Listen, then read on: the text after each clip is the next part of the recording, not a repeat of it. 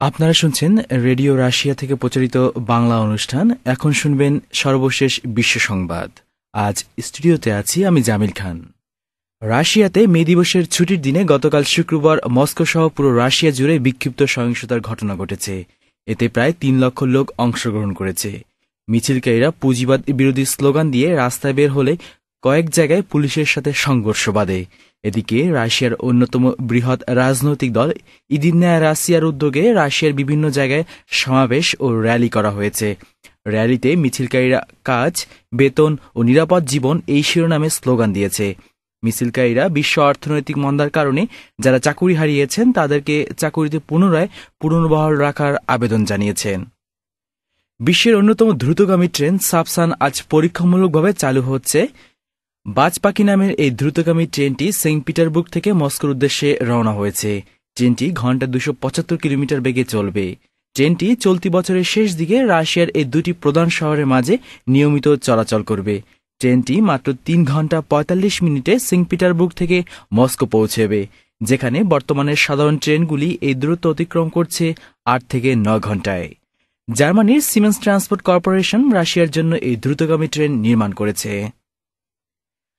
আবখাজিয়ার অবস্থিত রুশ দূতাবাস এবার পূর্ণমাত্রায় কাজ শুরু করেছে।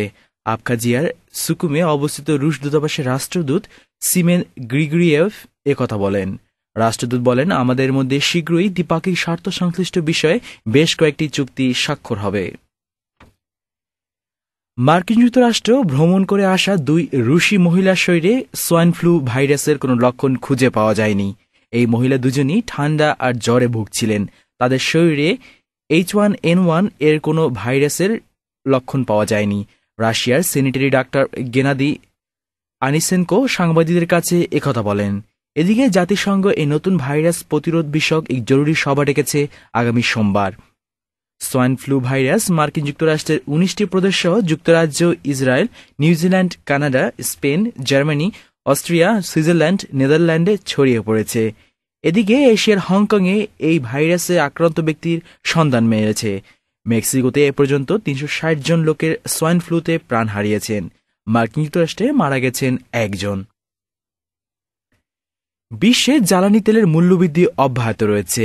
ডিজেলে গতকাল শুক্রবার ব্যারেল প্রতি $৫৩ বিক্রি হয়েছে, যা বৃহস্পতিবার দামের তুলনায় $২ বেশি। বিশেষজ্ঞরা বলেছেন, চীন ও মার্কিন যুক্তরাষ্ট্রের জ্বালানি তেল নির্ভর শিল্প প্রতিষ্ঠানে উৎপাদন বৃদ্ধি পাওয়ায় মূলত এই তেল বৃদ্ধির মূল কারণ। উল্লেখ্য, মে দিবসের কারণে রাশিয়া এবং ইউরোপে গতকাল সব ধরনের লেনদেন বন্ধ ছিল। মহান মে দিবস পালন করা হয়েছে বাংলাদেশে। বিশ্বের শ্রমজীবী মানুষের অধিকার আদায়ের দিবসটি বিশ্বব্যাপী শ্রমিক দিন হিসেবে পালন করে আসা হচ্ছে। বিভিন্ন সংগঠন নানা কর্মসূচির মধ্য দিয়ে দিবসটি পালন করেছে।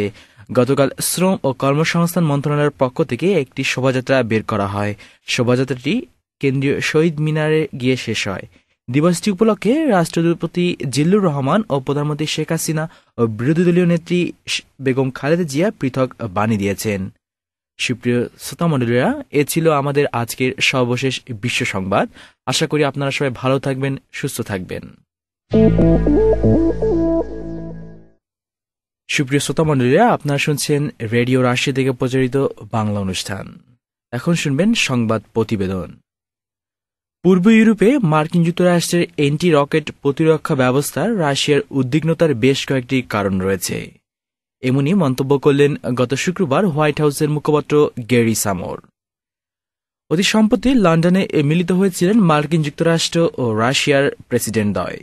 মূলত ওই সাক্ষাতের সময় মার্কিন যুক্তরাষ্ট্রের প্রেসিডেন্ট বারাক ওবামা রাশিয়ার সাথে সুসম্পর্ক গড়ে তোলার কথা বললেন এবং ওবামা প্রেসিডেন্টের দায়িত্ব নেওয়ার পরপরই তিনি রাশিয়ার সঙ্গে পারমাণবিক শক্তি বিষয়ক বেশ কিছু গুরুত্বপূর্ণ চুক্তি করার কথা ঘোষণা করেছেন, যার অংশ হিসেবে মার্কিন যুক্তরাষ্ট্র পোল্যান্ডে যে অ্যান্টি রকেট প্রতিরক্ষা ব্যবস্থা রয়েছে তা বন্ধ করারও চিন্তাভাবনা করছেন।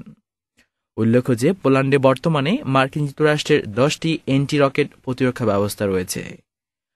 রাশিয়া শুরু থেকে মার্কিন যুক্তরাষ্ট্রের এই অ্যান্টি রকেট প্রতিরক্ষা ব্যবস্থার উদ্বেগ প্রকাশ করে আসছে।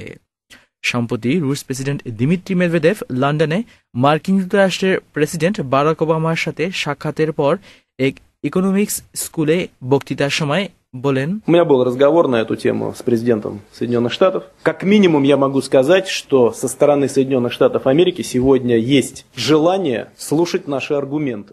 রুশ প্রেসিডেন্ট বলছেন, ঠিক এই বিষয় নিয়েই আমার কথা হচ্ছিল মার্কিন যুক্তরাষ্ট্রের প্রেসিডেন্টের সাথে, এবং আমি খুবই আশাবাদী যে মার্কিন যুক্তরাষ্ট্র আমাদের সংলাপ বিবেচনা করবে।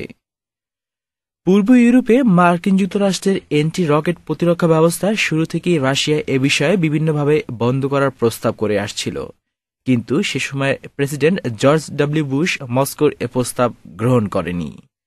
তবে আশা করা হচ্ছে আগামী জুলাই মাসে মার্কিন প্রেসিডেন্ট বারাক ওবামার রাশিয়া সফরে দুদেশের মধ্যে পূর্বের সকল বিরোধপূর্ণ ঘটনার সুষ্ঠু সমাধান হবে।